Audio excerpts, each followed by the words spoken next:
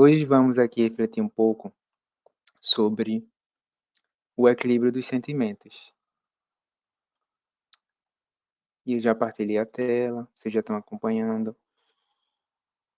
O equilíbrio dos sentimentos é algo muito importante, que nem sempre foi como tudo, né? Mas é algo muito recente a preocupação com os sentimentos, tendo em vista a importância que eles sempre tiveram na nossa vida enquanto humanidade, mas que somente nas últimas décadas vem tendo uma análise mais profunda no âmbito da humanidade, muito impulsionado pelo avanço científico, que vai sendo feito paulatinamente, vagarosamente, por meio do método científico, das descobertas, que exigem bastante tempo. Não obstante, há muito tempo que já é falado em sentimentos. Inclusive,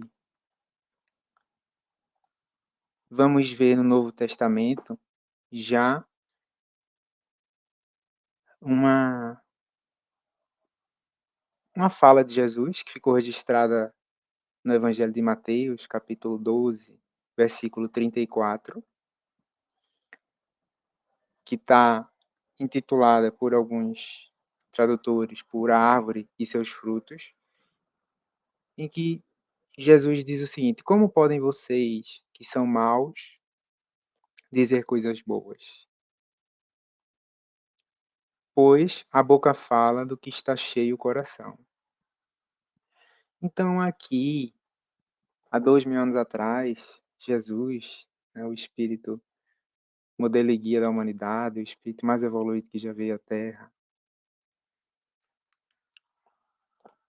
que agora temos uma data especial da Páscoa, né, em memória de Jesus, ele já falou ali da influência do sentimento, das emoções.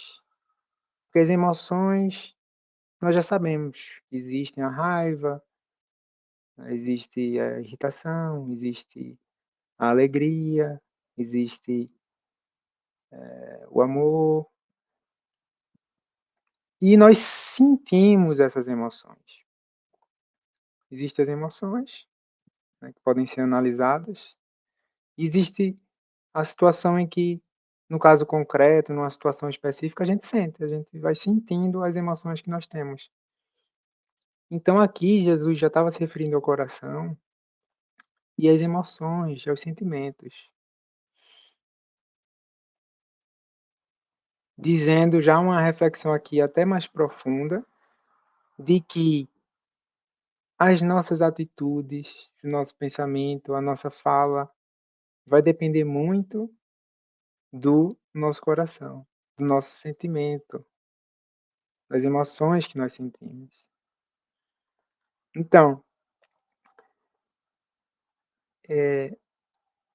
não tem uma diferença na essência entre emoção e sentimento. É importante, pelo menos para a proposta aqui da nossa reflexão de hoje, é só entender que emoção são as várias emoções existentes. Quando se fala em sentimento, está se falando de uma pessoa que sente a emoção, da própria origem da palavra. Então, vamos ver no livro Entre a Terra e o Céu uma referência muito interessante que o espírito André Luiz nos trouxe por meio da psicografia do médium Francisco Cândido Xavier, conhecido por Chico Xavier, que já em 1954 ele foi nos dar essa informação, que foi o ano da primeira edição desse livro, de que no corpo espiritual, também chamado perispírito, existem vários centros de força, ou centros vitais. desculpem. E, um desses centros vitais é o centro cardíaco, que sustenta os serviços da emoção e do equilíbrio geral. Isso é muito relevante, porque o que o espiritismo vem nos dizer é que é a partir do espírito, que é o princípio inteligente, vai, de acordo com o mundo, ter um corpo espiritual, o perispírito. E nesse corpo espiritual, ele vai ter a sua complexidade. Esse corpo espiritual não é um ser abstrato, é uma matéria mais sutil do que a matéria que estamos habituados, mas é uma matéria sutil. Muitas vezes fazemos uma distinção dizendo que não é matéria, para facilitar didaticamente, né, o mundo material, o mundo não material. Mas no próprio Livro dos Médiuns, Kardec vai esclarecer que o que existe no plano espiritual é uma matéria sutil, mas é matéria. No próprios princípios lá do Livro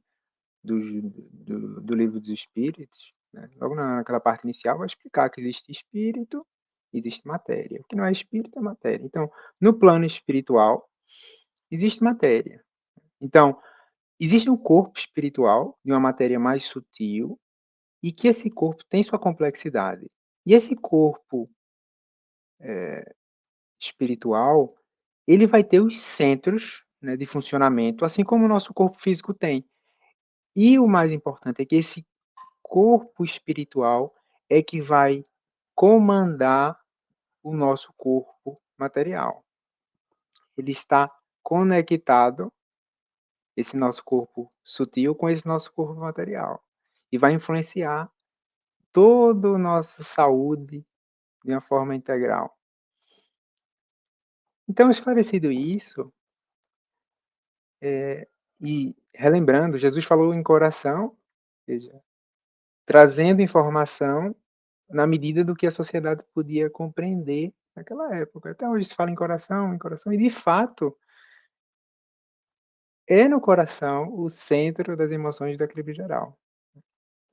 Ele não pôde desenvolver mais, já trouxe muitas informações para aquele período, mas vem justamente mais informações do plano espiritual e a própria ciência vai depois paulatinamente confirmando aos poucos as informações que nos vêm sendo trazidas pela espiritualidade superior. Então, identificamos já a localização do centro que influencia as nossas emoções. Então, passamos aqui para a roda das emoções, que foi criada por um psicólogo, Robert Plutchik, em 1980. E aqui vemos 32 emoções que foram classificadas. Ele estudou muitos anos, uma vida de dedicação estudando determinado assunto, e ele fez esse modelo, que é muito interessante e já foi desde então já tem outros modelos, diferentes. No próprio livro que eu tirei esse modelo, o Haroldo Dutra Dias também propõe um modelo de acordo com a perspectiva dele, que é para aperfeiçoar. E aqui vemos diversas emoções, e é justamente essa nossa reflexão, é percebermos que essas emoções que nós sentimos, elas são muito importantes e não só percebermos que elas são importantes, mas começarmos a avaliar quais são as emoções e os sentimentos que nós estamos sentindo. Qual é o nosso sentimento? Principalmente nos momentos de grande desafio, porque é nos momentos de grande desafio que as nossas emoções têm a tendência a se desequilibrarem. Porque o equilíbrio das emoções depende de muita evolução emocional ligada à evolução intelectual, porque está ligado. Tanto a parte intelectual como emocional, elas são interrelacionadas, interdependentes. Então, é a partir da nossa análise das nossas emoções, dos nossos sentimentos, que nós vamos, a partir daí, poder nos conhecer melhor e nos conhecendo melhor, poder ajustar o nosso sentimento para que possa seguir um caminho melhor e, consequentemente, a nossa o nosso pensamento vai ser melhor, a nossa ação vai ser melhor. No livro Consolador, de psicografia de Chico Xavier, o espírito Emmanuel nos trouxe a informação de que o sentimento e a sabedoria são as duas asas com que a alma se elevará para a perfeição infinita. E ele esclarece, na continuidade dessa questão, primeiro ele esclarece, né, que muitas vezes são classificadas como adentramento moral ou adentramento intelectual, né? Ou seja, a parte da sabedoria, que ele fala aqui como sabedoria, pode ser chamada também de intelectual. E a parte sentimental está muito relacionada à parte moral, está muito relacionada. Ele diz que muitas vezes é relacionado, é classificado, melhor, né, como desenvolvimento intelectual e moral. Aqui ele trouxe uma proposta um pouco diferente, mas que não é incompatível, mas sim vai trazer uma outra perspectiva sobre essa evolução, que é falar em sabedoria e falar em sentimento. Mas ele vai dizer aqui que ambos são imprescindíveis. Independente da linguagem, é importante a gente compreender a ideia. Ambos são imprescindíveis. E uma informação interessante que ele vai dizer é que é importante considerar a superioridade do primeiro, ou seja, do aspecto moral, sobre o aspecto intelectual. Porque o intelectual sem a moral pode oferecer numerosas perspectivas de queda. Ou seja, o sentimento elevado, a moral ou o sentimento elevados, vão prevenir as quedas.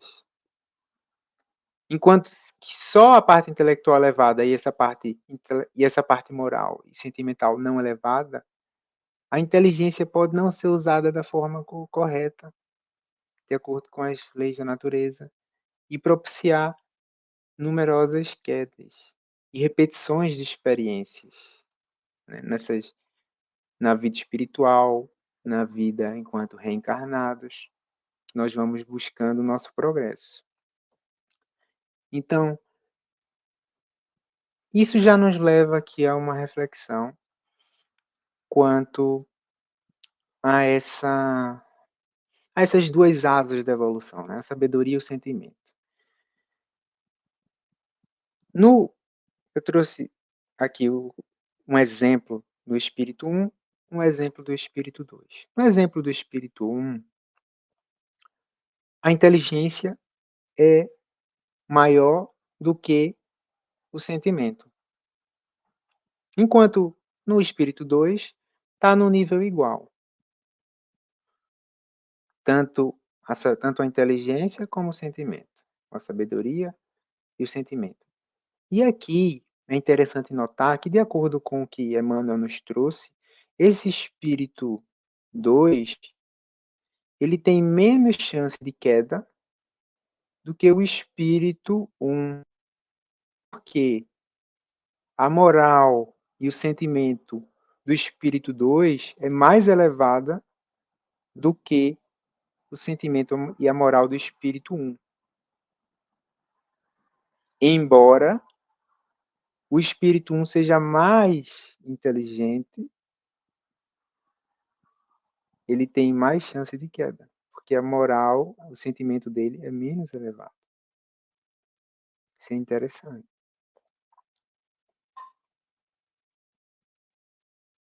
Dá uma dá uma perspectiva aqui, concreta, de que o sentimento ele é tão importante, né, quanto a parte intelectual.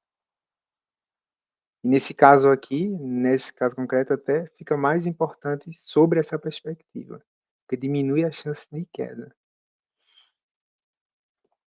E nesse outro diapositivo, os exemplos 1 e 2 são os mesmos, o espírito 1 e o espírito 2. A diferença que eu trouxe aqui foi o espírito 3. No caso do espírito 3, eu coloquei o sentimento maior do que a inteligência. Seria possível isso? Podemos concluir que não seria possível, de acordo com a questão 780 do Livro dos Espíritos, que foi coordenado por Allan Kardec, esse livro, e as respostas são dos espíritos superiores que colaboraram nesse projeto de trazer esse conhecimento das leis divinas para o planeta Terra. E nessa questão, os espíritos vão esclarecer que o progresso moral decorre do progresso intelectual. Ou seja, o intelectual é que vai puxar o progresso moral, vai alavancar o progresso moral. Então, sempre vai o progresso intelectual na frente. E o interessante, importante, é que busquemos sempre com o progresso intelectual e também evoluindo no progresso moral, no progresso sentimental. Mas nem sempre isso acontece. Vai depender de cada espírito, encarnado, desencarnado, em estar atento, né, para utilizar a inteligência para o bem, para distinguir o bem do mal e seguir o caminho do bem, de fazer o bem. Então, nesse caso, se é o progresso intelectual que faz com que ocorra o progresso moral sentimental, não seria possível aqui o sentimento ultrapassar a parte intelectual, porque é justamente a parte intelectual que é responsável por alavancar os sentimentos. Então não seria possível esse caso 3. Agora, é interessante refletir que muitas vezes, né, vamos conhecer pessoas que não tiveram oportunidades de estudo nessa reencarnação, ou mesmo tendo ou não tendo oportunidade de estudos, vieram com determinados déficits na parte da inteligência, mas que demonstram sentimentos muito elevados. Para dar um exemplo, temos o caso do próprio médium Chico Xavier. Não teve a oportunidade de estudar muito, mas demonstrava sentimentos muito elevados. Nesse caso, significa que ele é um espírito que tem a sabedoria mais menor do que a parte sentimental? Não, porque sabemos a partir do espiritismo que quando um espírito vai reencarnar, vai ter o esquecimento, inclusive do conhecimento pretérito, que pode estar vagamente ainda no inconsciente algum resquício que a pessoa aproveita aquela sensação que sabe, mas não sabe de onde tem esse conhecimento, mas não vai ser um conhecimento explícito. E, inclusive, pelo mecanismo da reencarnação, o corpo, ele vai trazer limites para a parte intelectual. Então, quando a gente analisa uma reencarnação, a gente não consegue analisar a parte intelectual de determinado espírito. O que a gente consegue ver é naquela reencarnação, nas circunstâncias corporais que aquela pessoa veio, com o esquecimento ocasionado pela reencarnação, ela, nessa reencarnação, está em determinado patamar intelectual. Mas o espírito dela pode ser muito mais inteligente, apenas não consegue manifestar toda a inteligência por meio daquele corpo que obteve na respectiva reencarnação. Então, vemos aqui uma referência também muito interessante no Livro dos Espíritos, que vai nos dizer que, falando sobre o sentimento de justiça, e aqui o sentimento, utiliza o sentimento no sentido mais amplo. Hoje em dia, nas ciências cognitivas que estudam a questão da, da inteligência, eles vão utilizar um termo que é assim, o sentimento de saber, que é aquela situação que a gente tem uma tem um sentimento, tem uma vaga ideia de que sabe alguma coisa, que isso é errado, que isso é certo, mas não sabe muito bem explicar por quê. Mas é como se tivesse isso no inconsciente, tem essa bagagem. Então, é o sentimento de saber que é utilizado. Então, ele está falando aqui desse sentimento de saber acerca da justiça, que todo mundo tem. Enquanto espírito, todos nós temos esse sentimento de saber acerca da justiça, que a gente se depara com uma situação injusta e percebe que está injusto, mesmo que não saiba exprimir com precisão o porquê aquilo é injusto, mas está com esse sentimento de que aquilo é injusto, digamos assim. Então é interessante nessa parte da resposta do Livro dos Espíritos que ele vai esclarecer uma pergunta de Kardec que é a seguinte: como se explica que os homens a entendam esse sentimento de justiça de modos tão diferentes? Porque antes os espíritos disseram que isso é uma lei da natureza. Esse sentimento de justiça, esse sentimento de saber sobre a justiça. Mas por que alguns vão entender isso é justo, isso não é justo? Por que essas diferenças? Na, na, na linguagem da psicologia, hoje em dia, se chama de ruído isso, né? Porque uns entendem de uma forma, outros entendem de outra forma. Se só pode ser uma resposta num determinado caso específico, por que um está dizendo que é uma coisa, outro está dizendo que é outra coisa? Porque existe, né, essas diferenças. Então, considerando um injustos o que a outros parece injusto. Então, respondem os espíritos, é porque esse sentimento acerca da justiça, esse sentimento de saber sobre a justiça, se misturam a paixões que o alteram, como sucede a maior parte dos outros sentimentos naturais, fazendo que os homens vejam as coisas por um prisma falso.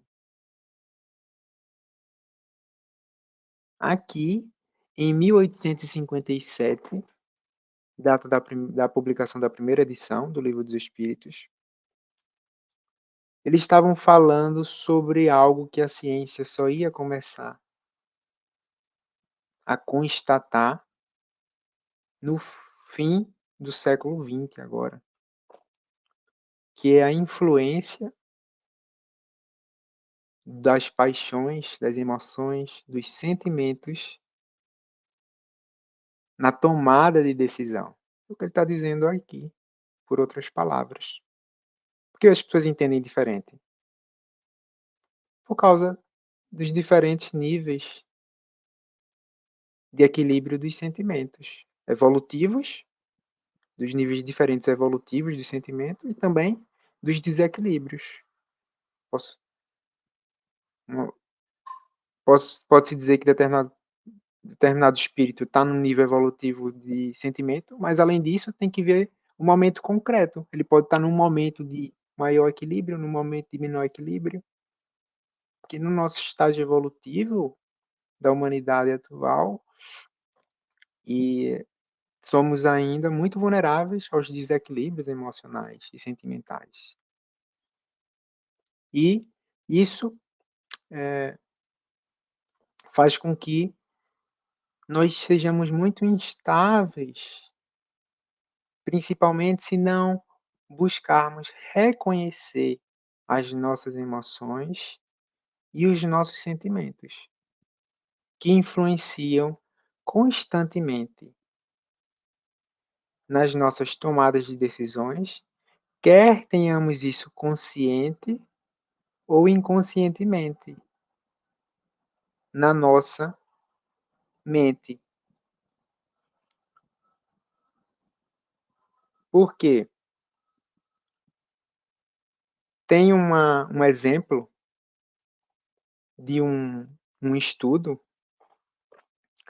envolvendo milhares de tribunais de menores, ou seja, juízes que julgam as causas envolvendo pessoas que são menores de idade, em que percebeu-se que esses juízes afetavam o modo como julgava por decorrência da emoção que eles tinham do time de futebol deles terem perdido, ou do time de outro esporte. Esse, nesse caso, foi o time de futebol. Então, pensamos aqui, inadmissível, como é que um juiz vai ser influenciado por uma decisão relacionada a um time de futebol, que nada tem a ver com o caso que ele está julgando. Isso é, isso é um processo inconsciente que ocorre com toda a humanidade. Isso é um exemplo de vários estudos que vão sendo feitos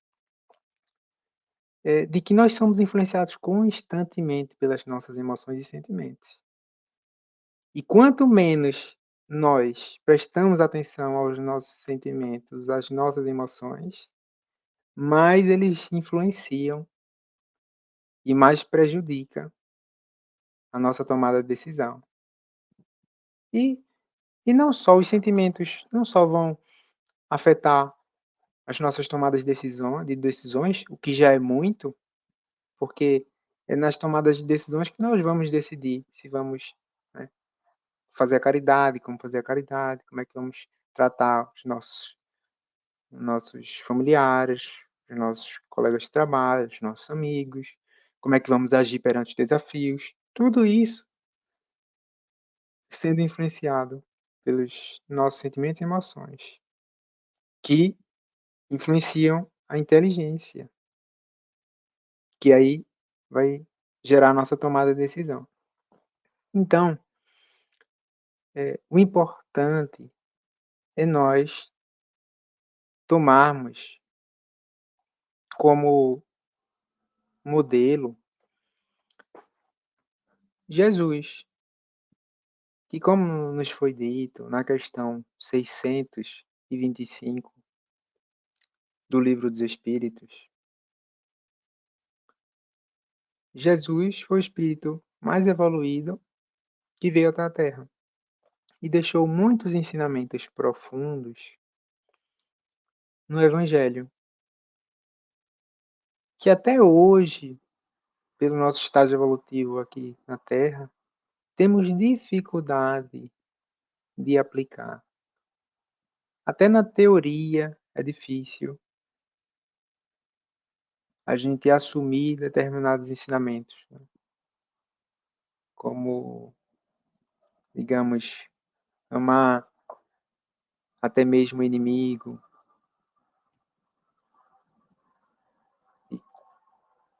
e mais difícil ainda aceitar. clara, o espiritismo vem sempre reforçar a importância de nós amarmos até mesmo os inimigos, como Jesus nos ensinou. E se esse amor não é tão sublime quanto o amor que temos para uma pessoa querida, podemos nos esforçar para retribuir sempre com o bem, embora tenhamos alguém que faça mal para a gente. Porque do próprio exercício do bem vai se dilapidando essa pedra bruta, que é os nossos sentimentos, a fim de desenvolvermos o amor sublime que Jesus nos ensinou. Então, para finalizar, eu trago aqui uma referência a uma história muito interessante que foi escrita, deixada no livro, melhor, publicada no livro Estante da Vida, por meio da psicografia de Chico Xavier, e foi o espírito Humberto de Campos que nos deixou essa mensagem. É no capítulo 34 que se chama O Anjo Solitário. E é muito interessante essa passagem, porque vai se relacionar com essa data festiva que estamos a comemorar, com relação a todos os ensinamentos que Jesus nos trouxe. E nessa mensagem vai falar que Jesus estava crucificado na madeira, na cruz, e vai contar que muitos espíritos começaram a descer do céu, muitos espíritos evoluídos, em grupo, espíritos evoluídos que chegaram próximo de Jesus para auxiliar ele com boas energias, cumprimentá-lo, para auxiliar ele também com músicas celestiais. E nesse contexto, ele começa a contar que apareceu um anjo aureolado que desceu sozinho do céu. E esse anjo do céu, ele se aproximou de Jesus e tinha uma procura particular que deixava transparecer que queria saber a vontade de Jesus.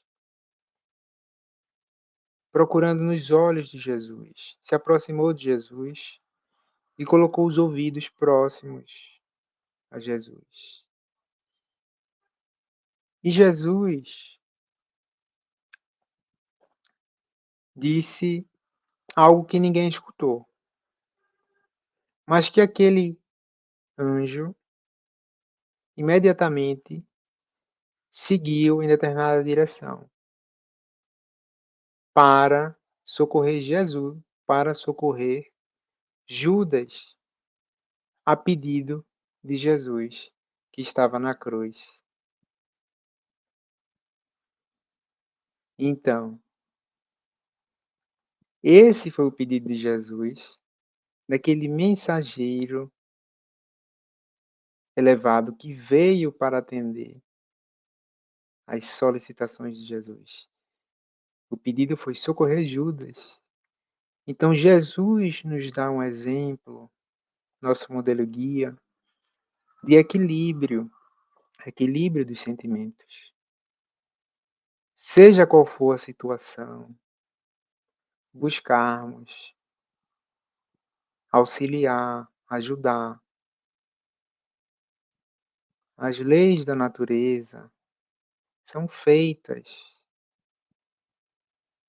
para o auxílio, para a benevolência, para com todos, benevolência para com todos, indulgência para os erros, para as imperfeições dos outros, e perdão para com as ofensas. São as 3 atitudes que melhor definem a caridade, como consta também no Livro dos Espíritos. Então, lembrando a atitude de Jesus, buscando auxílio e ajudas, que foi quem o entre o fez um plano para o entregar às autoridades. E como Jesus sabia que Judas tinha ficado muito mal após saber que Jesus ia ser crucificado, e como sabe-se, Judas optou, infelizmente, pelo suicídio, Jesus, com aquele amor, com aquele equilíbrio que ele tinha, com o carinho que ele tinha pelo convívio com Judas, um amor que veio nos exemplificar, pediu auxílio a Judas. E assim que possamos, assim como Jesus pediu àquele anjo solitário, o anjo da caridade, para auxiliar Judas, que possamos todos nós ouvir o sussurro de Jesus nos nossos ouvidos a dizer para ajudarmos a todos os nossos irmãos.